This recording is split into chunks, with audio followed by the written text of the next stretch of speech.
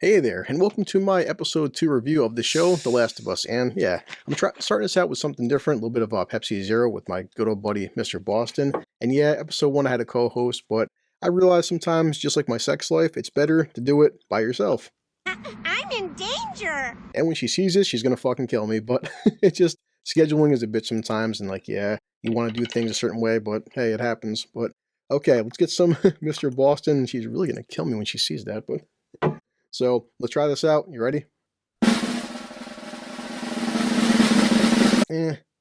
I've had better. Not the best, but not the worst. And definitely, this Mr. Boston goes better with clear sodas, not the colored kind. Or actually, I didn't say colored, but That's racist. let's move on, okay? But yeah, episode 2 of The Last of Us. Did I like it? Should you watch it? How do I feel about it? And before I get into my intro, I thought it was a pretty decent episode. Not my favorite by any means, but not the worst neither. So, okay, let's get into this. I'm going to start drinking some more of this shit, and hey, enjoy the intro.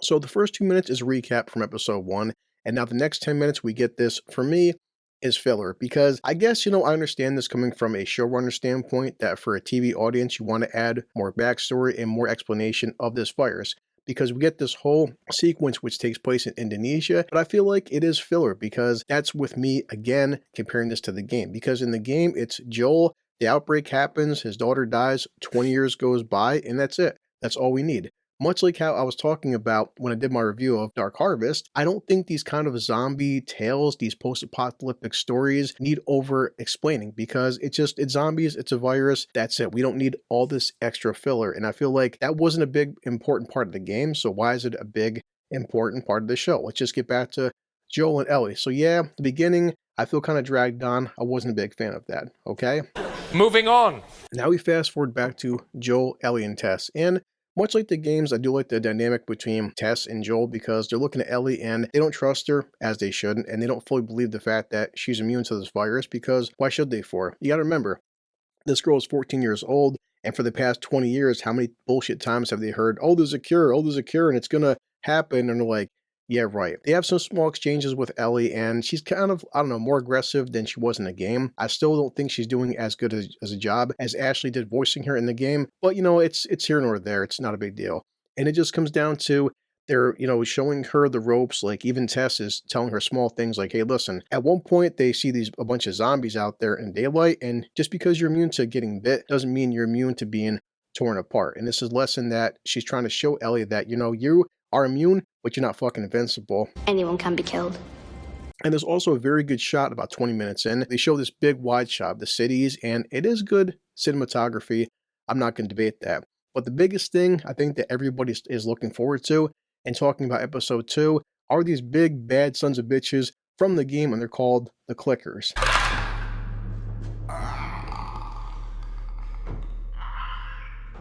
The Clickers, after the episode, I know I'm skipping kind of forward here, but they did the whole 5-minute after talk, and Neil Druckmann, and yeah, they even said this, that as fans of the game, we're watching it, and they did a very excellent job of making the Clickers. The way they look, the way they sound, the way they freaking move, and as somebody who's played the game, these fuckers are annoying, and they're hard as hell to kill, and I feel like it was a very good job seeing the Clickers. And yeah, it's just, Joel's trying to show Ellie that these things are fucking hard to kill. They go by sound and they don't go by vision. They do take them down, but it's not easy by any means. And the finale is good old poor Tess. And Tess, she's about to get it. Again, whenever you make changes, I don't mind if some changes make sense, because if you played the games, Tess, she doesn't make it out of there. But the thing is, she's trying to buy Joel and Ellie some time, and she sacrifices herself, but it's the military that kills her. And when Joel and Ellie are getting away, you hear a gunshot go off, but you don't actually see Tess get killed. Inside the show, however, instead of being the military, it's a shit ton of zombies. They're about to, they're chasing her. They're about to kill her. She puts a bunch of gasoline on the ground, a bunch of grenades, and yeah, she just has to sacrifice herself. I understand from a show standpoint why they did this for, because they wanted to show Tess getting killed. They want to show Tess making the sacrifice, and yeah, she buys Joel and Ellie some more time, which is much needed. She gets bit, and she knows she can't escape this, and, it's just more of the drama that Joel is going through, because Joel, he does care about her, it's again, from episode 1, she's not his wife, they're not like, long-term companions, but they've been through a lot of shit over the past 20 years. And, in the game, in the show, it's never like really confirmed how much time they spent together, how much horrible shit they've done, but they've been through a lot. So Joel, he doesn't want to leave, but he's got to. And even Ellie's like, hey, we can't leave her. And kid, at this point, there's no fucking cure. There's nothing you can do. You just got to let her go and let her make the sacrifice. And that's pretty much it. So yeah, The Last of Us Episode 2, I did like a lot of it. They did capture a lot of good things from the game. And I will always say this, as long as you are making changes that make sense and they fit the narrative, no problem. Like even something simple as spores. Inside the game, there'd be certain times where you'd walk into a building or like, a shop or something or a store and you'd see these spores. Now, because Ellie's immune to the virus, she can walk in and breathe in the spores and no problem. Everybody else has to wear masks. And they were saying, which does make sense, that if you have spores, well, spores wouldn't just sit there inside of a house and be in this one area. They would spread out because of air and cracks and crevices and windows and the like. From a game standpoint, it makes sense where you can just walk into an area and this part of the game is secluded by spores.